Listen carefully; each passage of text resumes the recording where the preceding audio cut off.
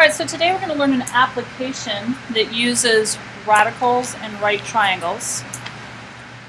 And you're going to see this over and over and over again, and also all the way up through your math classes. So it's a very popular theorem, one you've probably already seen.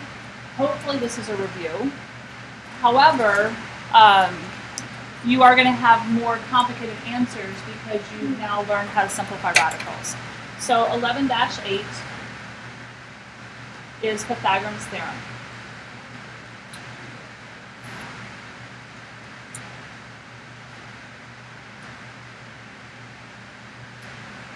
A Greek philosopher / mathematician discovered that if you take a right triangle, and it only works with right triangles, so if I take any right triangle,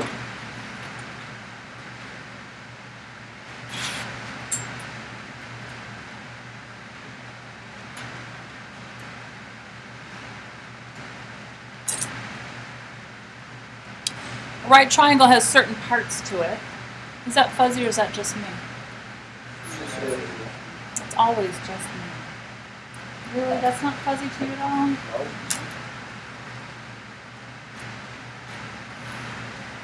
Yeah, my summer school kids said that to me one time, and then I turned some button on the projector and it was really clear, and I said, really? You all need new glasses. Alright, so a triangle, the legs that make up the right angle, do you know what they're called? Oh, did I say legs? Whoops. Oopsies, the sides that make up the right angle, you're right.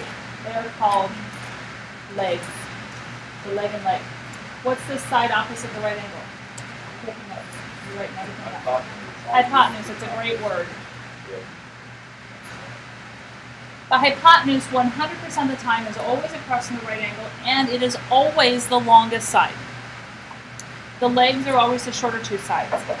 And in Pythagoras Theorem, we call the legs side A and B, and it doesn't matter which is A and which is B, and then the hypotenuse will always be described as side C. And Pythagoras discovered that if you take the legs, bless you, and square them, and add them together, 100% of the time, if it's a right triangle, it will equal the hypotenuse squared. This is Pythagoras Theorem. We will then take that theorem, and it will be converted into something called the distance formula tomorrow.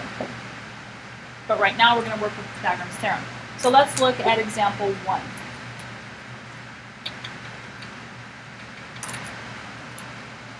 Find the length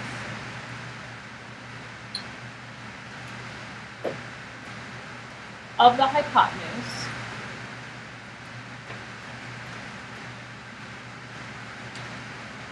of a right triangle.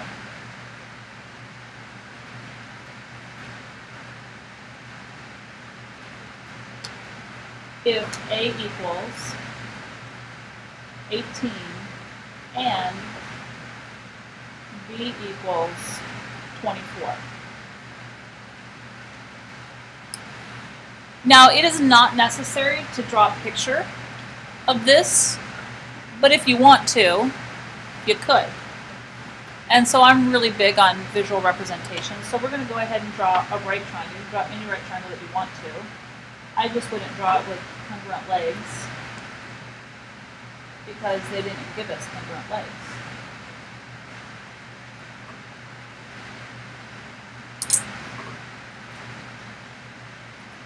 So if this is, and it doesn't matter which leg is A and which leg is B. So if they told me that A is 18 and B is equal to 24, and then our job is to find C. Sometimes they're going to say find the length of a hypotenuse of a right triangle if the legs are 18 and 24. So they might not even say A equals and B equals. You have to know that the legs are A and B. What I want you to do, and you're not going to like this, but it's a good habit to get into, you must start with the general formula for Pythagoras Theorem. The reason why I force you to do that is you have to know what goes where.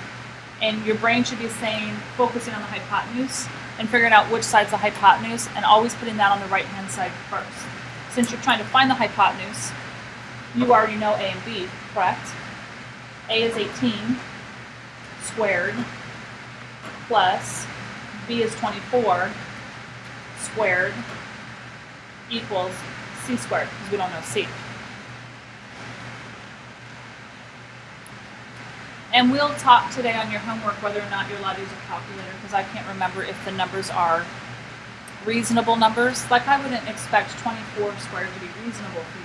Now, if I throw 18 squared in there every once in a while, I would expect you to be able to go off to the side and do 18 times 18 without a calculator, right? But I'm not going to have an entire page full of 24 and 48 and 52, right? You see what I'm saying? It would take you forever to do all that math. So please note that if you're taking a test in my class, the majority of the numbers within Pythagoras Theorem are not going to be big. You might have one number that's big, and I think that you can multiply that together. All right, so 18 squared, I'll do the math for you, is 324 plus 24 squared is 576. Pardon? No, I have it written down. I could have said yes, and then you'd think I was a super duper mathematician, but no, I have it written down.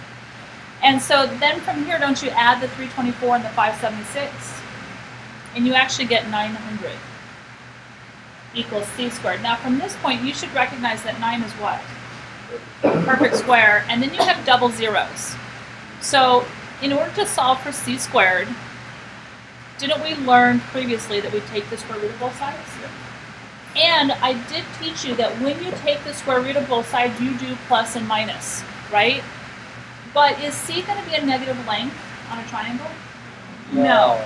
So only when you're using a real-life application or a geometric application where you have a length of something, you can ignore the negative. So we're not going to do plus minus because obviously the negative is not going to work. But I do have to prime factor, don't I? So you could prime factor, or you could look at it as being 9 times 100. You could take the square root of 9, which is 3, and the square root of 100, which is 10. What's 3 times 10? 30. But some of you aren't quite there yet. So I've got 9 times 100, 3 times 3, 10 times 10, and 2 and 5, and 2 and 5. So if I were to replace 900 underneath my radical, I would have 2 2's, 2 3's, oh sorry, yeah, 2 3's and 2 5's equals C. So can't I take out a group of 2's out in front, a group of 3's out in front, and a group of 5's out in front, and nothing is left over? What's 2 times 3?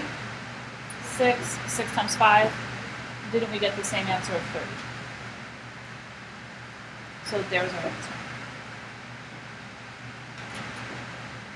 So is that hard? No. You're just exploring and using Pythagoras Theorem today. So then we're going to do a second problem. Can I flip this?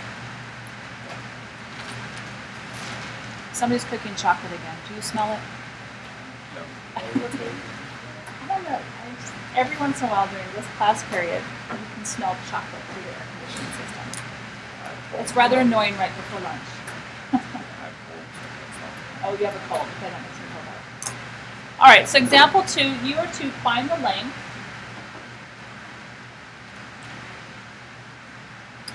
of the missing side.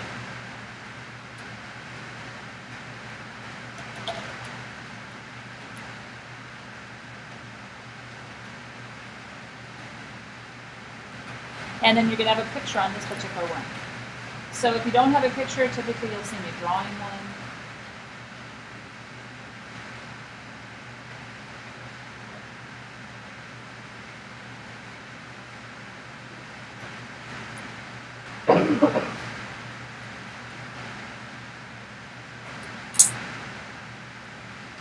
So on this one, you were given an A here, and you were told that this is 9, and that this is 16. So if they tell you that's A, I'm immediately going to go, okay, that's equal to B, and that's equal to C. So what do you do? What do you start with? Yep, A squared plus B squared equals C squared. The more you write it, the more likely you are to what? Learn it. So since I don't know a, we're going to leave it a squared plus my b is 9 squared,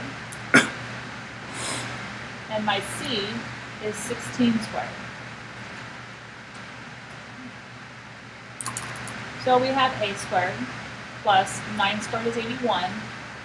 16 squared is what? 256. Now how do we solve for a squared? Because this one's different than the last one. Yeah, we want to subtract 81 from both sides, and we get a squared is equal to 6 minus 1 is 5. Carry 1 from the 2. 15 minus 8 is 7. Bring down to 1. Is 175 a perfect square? No. No, it's not. So when we take the square root of both sides, we have to simplify the square root of 175. So I get a equals, what number do you know looking at 175 divided into 75? 25. How many 25s are there in $1.75? 4 and $1. How many in 75? 3. So 4 plus 3 is 7. So you might want to double check. Yes, 25 times 7 is 175. And so I really have a equaling the square root of 2 5s and a 7. So what can I pull out? Pair of 5s. So a pair of 5s comes out in front, or 1 5 comes out in front. So my a is equal to 5 radical 7 units, whatever that might be. Because it is a length. So you are going to have to use your simplifying here. You might not have had that last year. Now here's the other thing that I want to prepare you for. You're not going to have to do it on today's homework, but I want you to start to think, how do I do this? If I asked you to estimate 5 rad 7 to the nearest tenth, you can do that actually very accurately. What you're going to do is you're going to use the unsimplified version. So we're going to take the square root of 175. We're going to put it in the middle of its perfect squares. What perfect square is smaller than 175?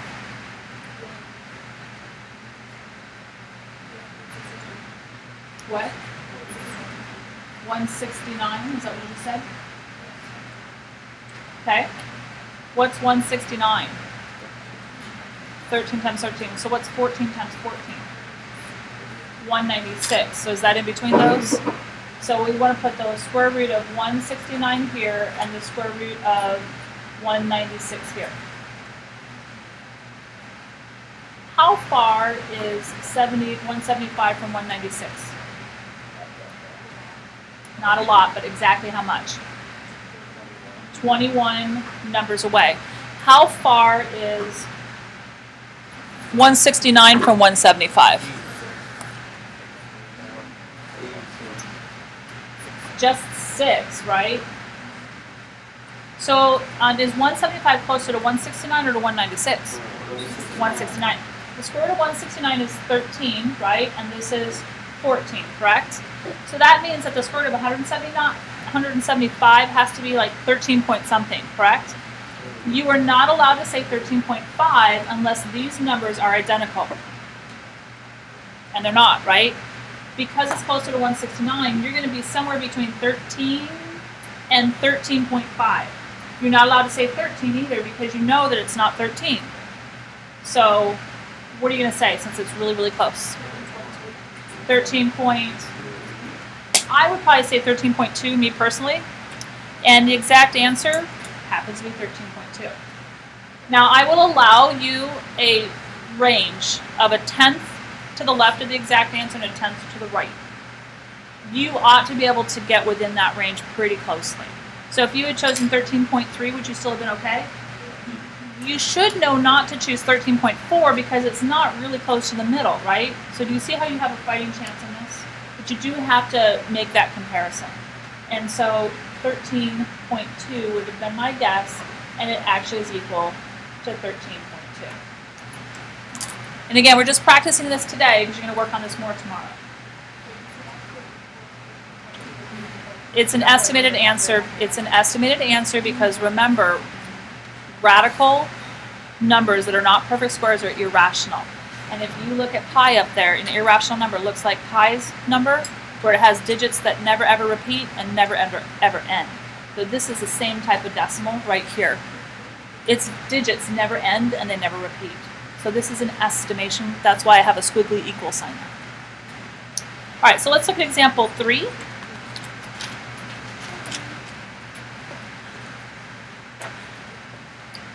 All right, so for example 3, find the length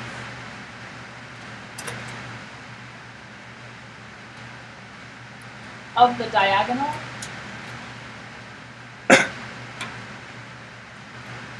of a square if its sides measure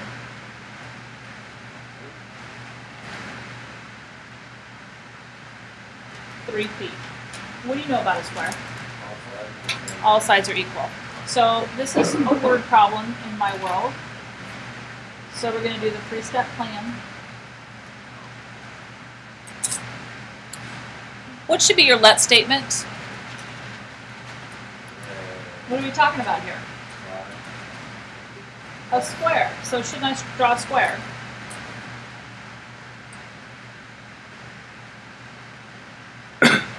So I'm going to start off with a picture of a square, and I'm going to draw what they're describing to me.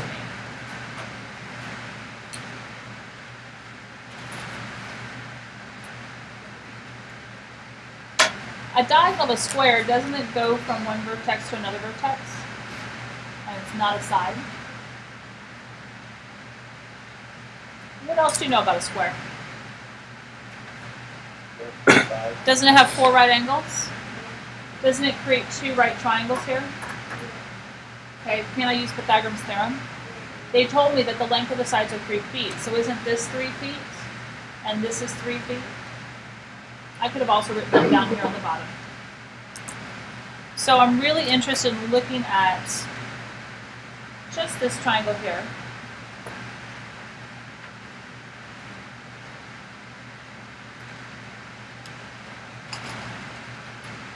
Can't I call the diagonal C? Isn't it the side that's across from the right angle? So it would be the hypotenuse of that right triangle.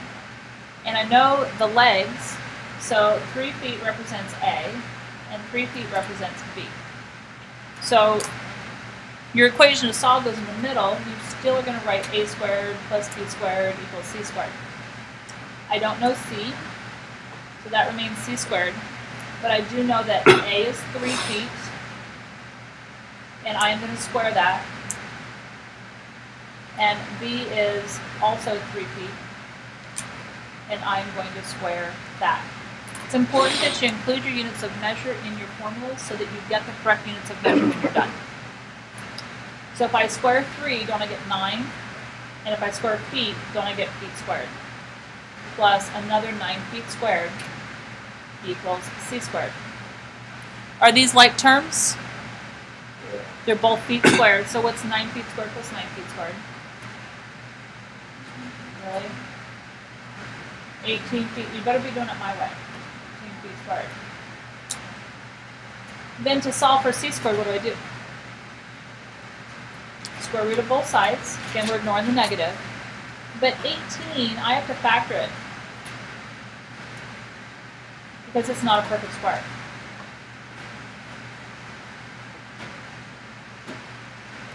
And so what can I take out? A pair of 3's comes out in front, right? And that 2 is left over. So don't I have a 3 radical 2? What's the square root of feet squared?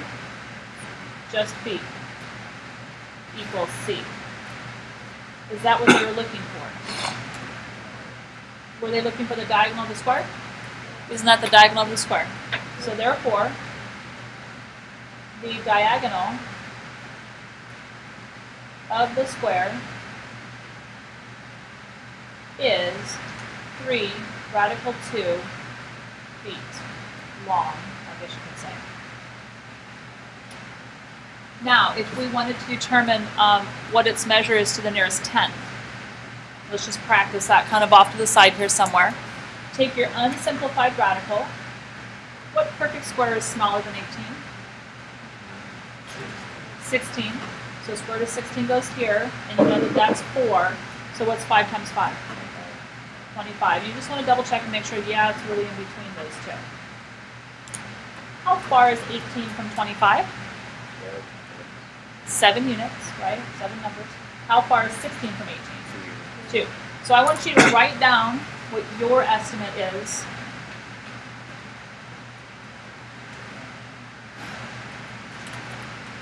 So what do you say?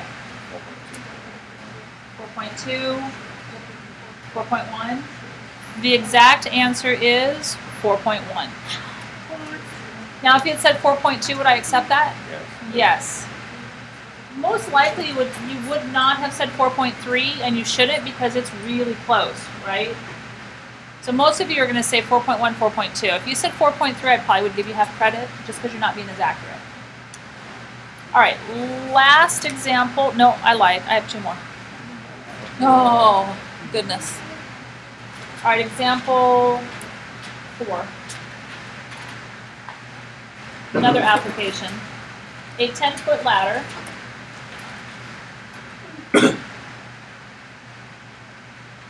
rests against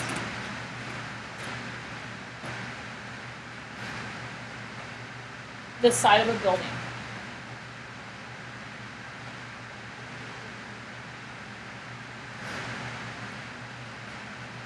The base of the ladder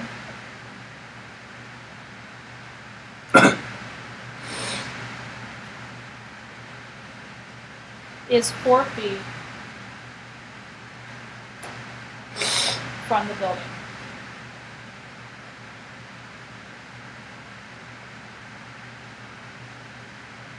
Period. How far up the building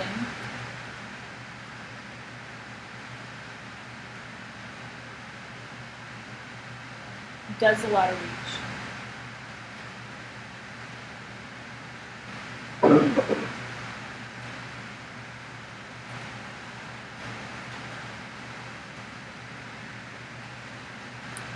So again, in my world, a word problem.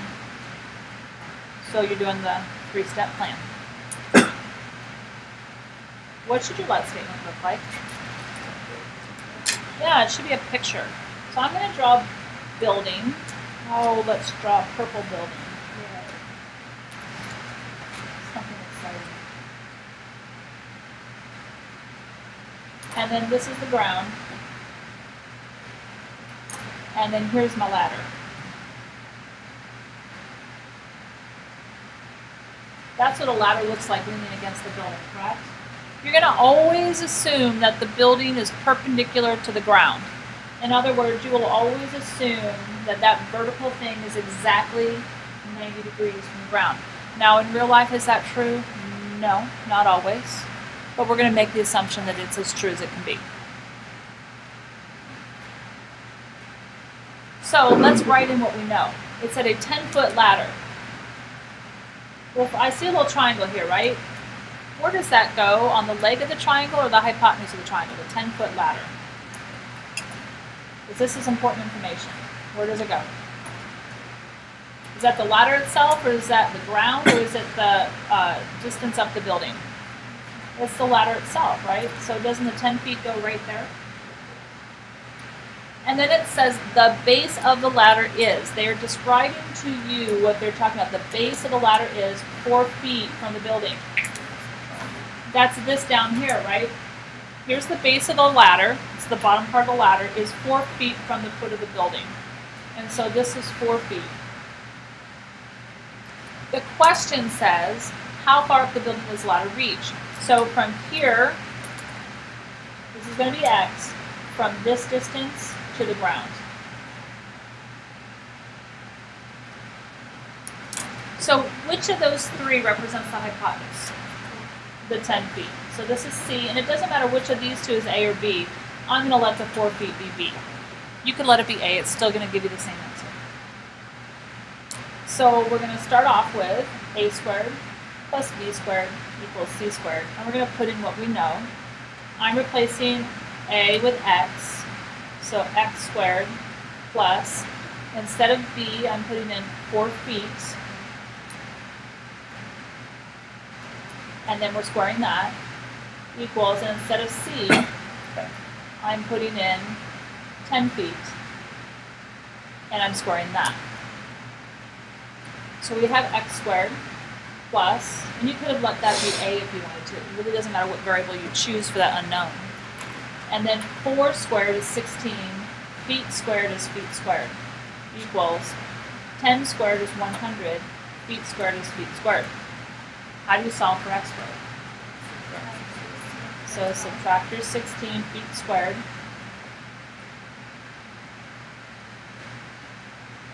And I'm left with x squared equals, what do you get? 84 feet squared. Is that a perfect square? Nope. So we're going to end up taking the square root of both sides, but I have to prime factor 18. So kind of off to the side over here, doesn't 4 go into 84? So 4 goes in there 21 times, and this gives me 2 and 2, and 3 and 7. So x is equal to the square root of 2, 2, 3, and 7. Yes, I'm squeezing it in there. What can I pair up? The 2. So 2 comes out in front, right? Yep. So x is equal to 2 radical multiply 3 times 7, 21. And isn't that in feet? Because the square root of feet squared is feet.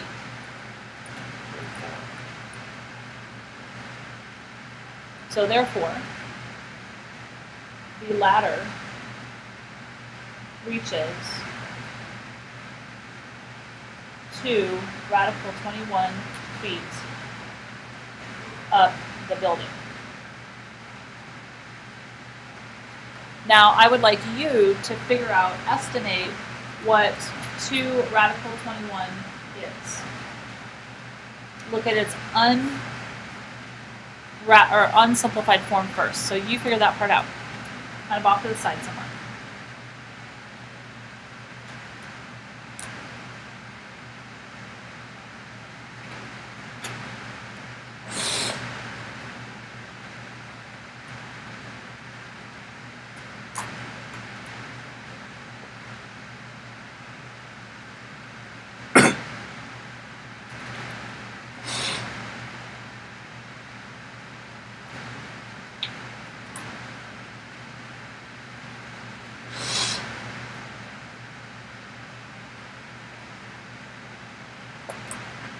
Share your thoughts with somebody around you.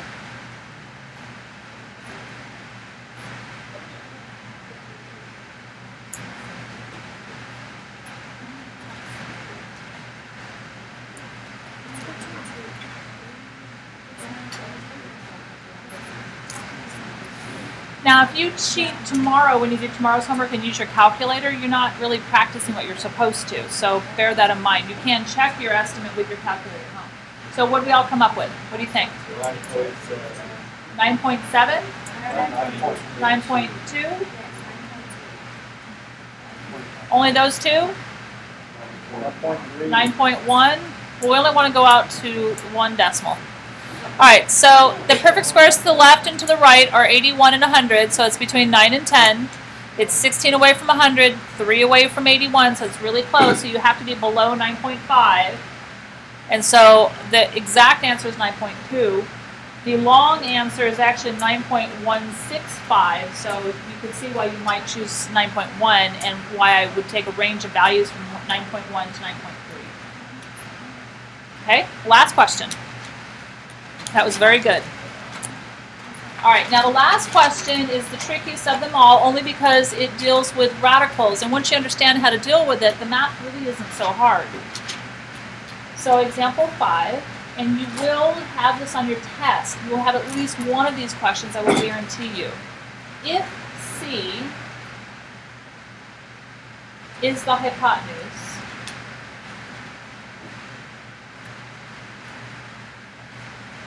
of a right triangle,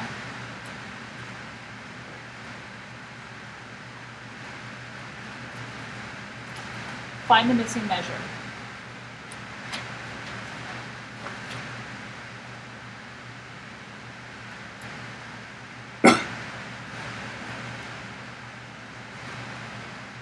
So you're given that A is equal to the square root of 14.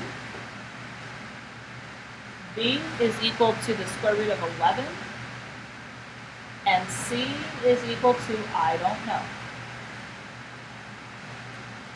So with add information, what should you start with?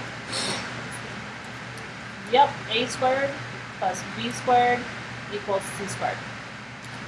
So we're going to plug in what we know. So we know that A is the square root of 14 and B is the square root of 11. What happens when you square a radical? Yeah, some of you just look at this and you freak out. You're like, I don't know what to do with that when it's square roots. But it's actually much easier because you don't really have to do much math, right? So square root of 14 squared is just 14, plus this is just 11 equals C squared. Then all you're left with is adding them together. And on this one, don't you get 25? What's nice about the fact that that's 25? When you take the square root of both sides, don't I get C is equal to 5? And I didn't have to use a calculator for that at all, right? Any other questions?